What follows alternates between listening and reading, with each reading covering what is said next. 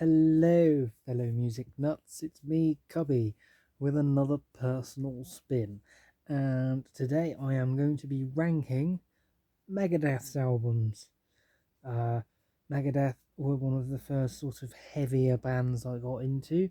Um, I got Rust in Peace for my 12th Christmas, courtesy of my mum, and I've still got that copy. Um, Blew me away. I thought it was amazing. I've never heard anything like it at the time, and to this day, I think it's probably my favourite album by Megadeth. But we'll get into that. So, Megadeth have 1, 2, 3, 4, 5, 6, 7, 8, 9, 10, 11, 12, 13, 14, 15 studio albums. I've ranked them. I've listened to them for the past week, trying to decide which ones I like more and which ones I like less, and if I can, why. There's a couple that I didn't know quite so well, and I still don't know them as well as some of the others.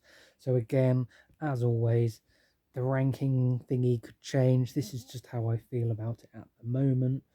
Um, let's get on, shall we? So, my least favourite is Risk. I imagine that's not too uncommon in the Megadeth circles. However, I don't think it's quite as bad as a lot of people say. I quite like, where is it? Breadline, Crush 'Em, and Prince of Darkness is pretty cool. But the rest of the album's a little bit sort of. It's not bad. It's such an obvious attempt to be more commercial that it feels insipid. Basically, it's like, come on, guys, you can do better than this. Why?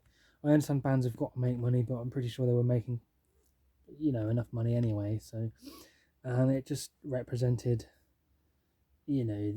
record companies taking control of the band's sound and things like that. We're not supposed to like that as metalheads, bruh. But genuinely, I also think it's pretty weak as an album anyway. I'm all for bands changing their sound like Opeth, but they did it in a good way. This is just, as I said a second ago, insipid, really. So I don't really listen to this album that much. I need somewhere to put them so they don't fall off my bed. Next up is Super Collider. Again, this was a dramatic change in shift after the album that came before it, which was much harder hitting. This again feels like we just released a really hard hitting album that made us, quite that was pretty successful. Let's try and make it even more successful by watering down our sound. And that's kind of what Super Collider feels like. Again, though, I quite like some of the songs. Super Collider, Kingmaker, Off the Edge, The Blackest Crow are all songs I like. I don't know this album as well because I haven't listened to it as much. But yeah, I quite like the artwork as well. But it's not my favourite. They've released much better, both musically, commercially, and every other way that music is thingied. So next up is So Far, So Good, So What. I really like Hook in Mouth. I like the way that guitars sort of disappear and it's just bass and stuff. I quite like the cover of Anarchy in the UK. I like Into the Lungs of Fire and Set the World. Into the Lungs of Hell and Set the World afire. Sorry, I read those together. But overall, I don't really rate this album that highly. It feels exactly like Dave Mustaine explains it in the thingy. Like basically, the band were totally off their head on drugs. Everything was being a complete disaster, and it's really just thrown out there to keep them on the radar. Really, the rest of the songs are a bit. I've never really, so I don't really rate this album very highly. And in case you're wondering about the thingy, I used to cut the logos of bands off and stick them on my own instruments. There's a few like that in my Megadeth collection because I've had them for so long. But meh, it's good. Yeah, I never really enjoyed that album that much. Next up, we have the brutally raw "Killing Is My Business and Business Is Good." Again, the Megadeth thing is missing. I like this one quite a lot. I like the rawness, I like the aggression, the speed, but I also like the variety. Last Rights Love to Death is a great song. Skull Beneath the Skin is great. Mechanics, which is that controversial song, I like this version better than the one that Metallica did under a different name. There'll be a forever debate over who actually, blah blah blah. But I like Mechanics. It's a good song. And Looking Down the Cross is good as well. Overall, it's a pretty short album with only 7 songs. I think at the time they were so sort of recovering. Mustaine was recovering from, being kicked out or quitting, whatever you want to call it, from Megadeth, from Metallica, that he had to get something out pretty quick to stay on the radar and develop quickly to sort of not just disappear into the dregs of musical history, that he just put this out pretty quick. But there's an urgency to this album that just makes it really, really good. Not my favourite, but it is pretty good. Next up, we have Dystopia, their newest album. I don't know this album quite so well. The first time I heard it, I sort of went, ugh, it's a bit... And I didn't really listen to it after that for a long time. But I've been listening to it quite a lot recently, and my opinion has changed, but it also has remained the same in a sense. The biggest issue for me with this is the production. The way it's produced kind of makes every song kind of sound the same, unless you really listen to it, concentrate with all your energy on every individual thing that's happening. Because I noticed this with a lot of bands actually. There seems to be a emphasis on sort of speed again, which is good, but they're sort of up the top end of the guitar neck, where it sort of just like goes, and it almost sounds like they're just making a fuzzy noise to back their vocals up with the drums, which of course is not what they're doing, but the way the production is done makes it sound like that. And so unless you really listen, you don't really pick out the riffs quite as well. At least I don't. I mean, that could just be me. Without going into my own personal history too much, I've not been very well for a very long time, and I think that might have something to do with it, maybe. But I have been listening to it recently, and the actual riffs and songs and stuff are actually pretty good. I just let down by a poor production ethic, in my own personal opinion. But Dystopia, Fatal Illusion, Poisonous Shadows, and Conquer or Die was pretty good. Overall, it's a pretty good album. What I hope for the new album, again, and in music in general, is that there's a general change in production to a less compressed and space-filled ethic, to a more sort of give things room to breathe, and stuff. And stuff sounds better when it's got room to breathe. I'm hoping that's what happens slowly over time. Whether it does or not is another story. But still, it's not bad. It's not bad. Next up, we have 13. This is a pretty good return to form from one of their later career.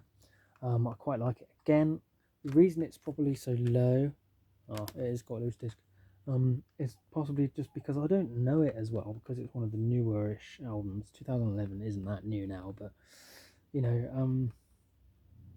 it's fairly new, and I haven't had quite as much time to digest it, because when I got this, I was already diversifying into new things and all that. But after listening to it, I like the riffs, I like the playing. It feels like a sort of a return to form, and the production isn't terrible either. It's pretty good. At this point, things were still given room to breathe, and there wasn't this I call it like there is now. Excuse the rain. We're having a rainstorm today that keeps coming and going, which is why it's gone all dark. Let me turn this light on. Ping! Makes very little difference, but there we go. So yeah, 13 is pretty good. It's pretty good. Wouldn't be where I start though. Let me just count. 1, 2, 3, 4, 5, 6, 7, 8, 9. So we're in the top 9 now. So at number 9 is Cryptic Writings. Again, I cut the thingy off to stick it on my guitar. Um, Cryptic writings is like Risk in some ways, in that they made their sound softer and more commercial in order to no, in order to get more. Whoops, excuse me. In order to get more commercial and make more money and all that, and there's nothing wrong with that. And in actual fact, they do it quite well on this album. It's not so clear as Risk, and you still have nods to the more heavy sound with She-Wolf and stuff. But generally speaking, it is a more sort of hard rock album. But the songs are catchy at least, and there's some good playing, like Trust and Almost Honest are all pretty good songs. I'll Get Even is kind of a ballady sort of song. It's a bit weaker. Secret Place I've always liked. That's a good ballad. I call it a ballad. So there we go. It's not terrible, but it's not the best. In actual fact, as I said, the thingy is pretty fluid. I'd probably put this one higher than this one. So there you go. I've changed it already in the middle of a video. Next we have United Abominations. This was the beginning of like the comeback for Megadeth. Well, I'd say the beginning. It's kind of the second album in the comeback. It's pretty good. Sleepwalker's pretty good.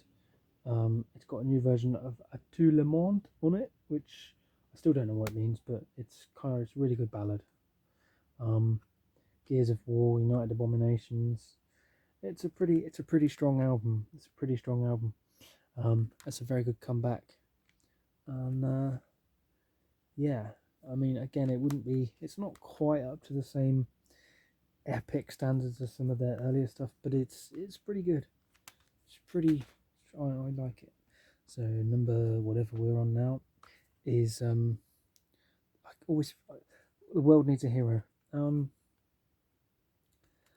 I've found that a lot of people don't rate this album very highly. Again, the thing is on a bass guitar somewhere. But I've always quite liked it. It's weird because it's kind of a return to form, but not quite. It was obviously kind of a turbulent period for the band, particularly Mustaine and David. But it has a more sort of a classic heavy metal feel to it than a thrash metal feel, except for the song When, which I love. It's so good. I'm not normally one to focus on guitar solos particularly, but the way it does its guitar solo with that really cool backing thing with the other instruments, it's just absolutely astounding. So well written. But on top of that, you've also got Moto Psycho, which is a great song. Dread and the Fugitive Mind is a really good song. And actually, I really like the live version slightly better. They play it slightly faster, and it feels just a little bit more urgent, and it's pretty good. Return to Hangar, is also quite good. Burning Bridges it's good. So yeah, it's actually, I would say, quite an underrated album, as is the next one. This for me was the beginning of the return of Megadeth. Again, the Megadeth is on a bass guitar somewhere.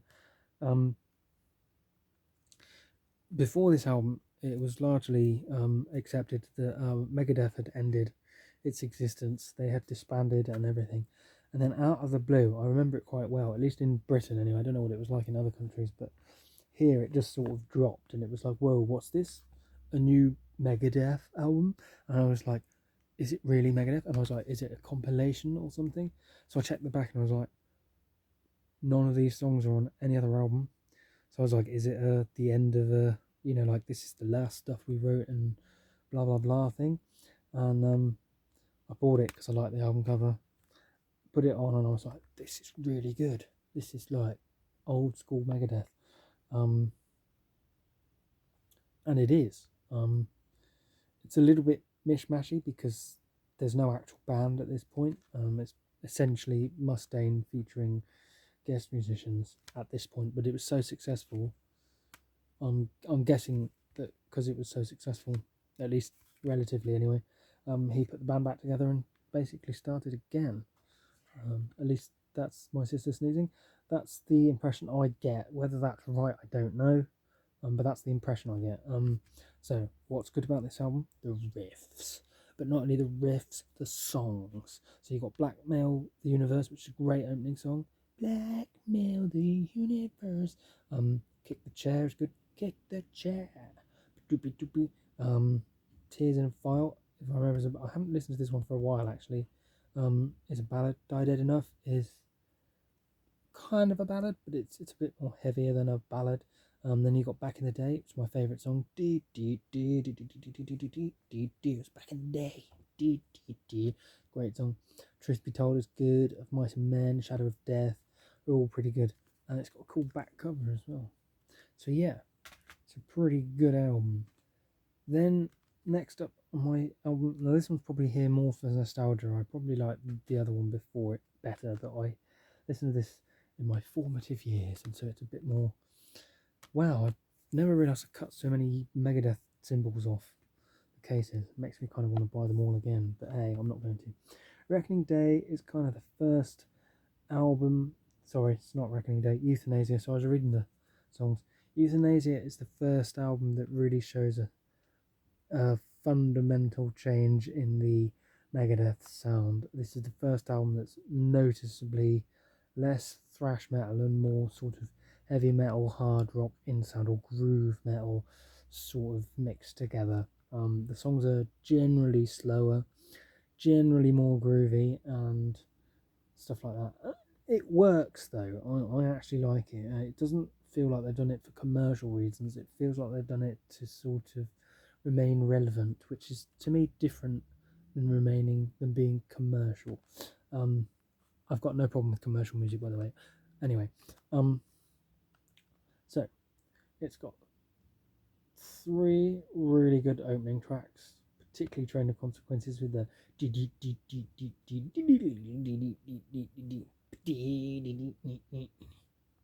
and I love the way the bass interplays with the guitars and stuff like that. It's really good. Then you got A Tout Le Monde, which is really nice ballad.